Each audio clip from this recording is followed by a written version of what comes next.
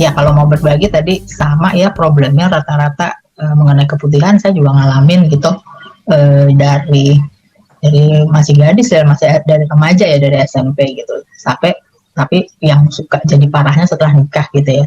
Nah itu akhirnya membuat saya jadi sering ke dokter kandungan di luar masa-masa kehamilan gitu, jadi harus kontrol sampai akhirnya tahun 2010 tuh mulai pertama kali ditemukan kista.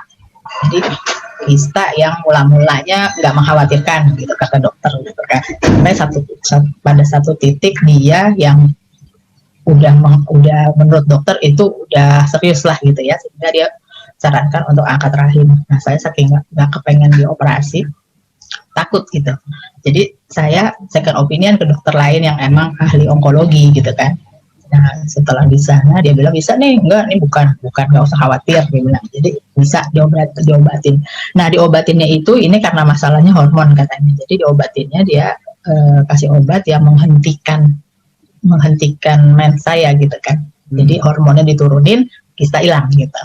Nah hilang benar, tapi nggak serta-merta tiba-tiba gitu. Jadi dia perlu waktu. Jadi saya kontrol tiap bulan itu ya, mungkin di bulan ke-6 tuh dia baru kecil akhirnya hilang. Nah nggak sampai di situ gitu kan. Setelah itu kan akhirnya jadi rutin ya, masih periksa. Jadi nanti ada, ntar hilang, ntar diobatin lagi, hilang lagi kayak gitu deh. Akhirnya tapi saya jadi terbiasa dengan urusan kista kayak gitu kan. Jadi nggak jadi khawatir lagi gitu. Sampai akhirnya saya dikenalkan oleh teman saya gitu ya, teman-teman SMP Silvi gitu. Jadi waktu itu kan namanya Angel Secret gitu ya. Nah saya pakai ketika itu pas emang dia baru ada lagi gitu. Ketika saya datang, sebenarnya saya waktu itu pakai bukan untuk, jadi emang pakai aja karena bagus gitu ya. Nggak kepikir tadinya ini bisa buat ngilangin itu gitu. Jadi saya pakai terus kontrol 3 bulan kemudian gitu. Biasanya dia turun kecil hilang gitu. Nah ini dia langsung hilang bersih gitu.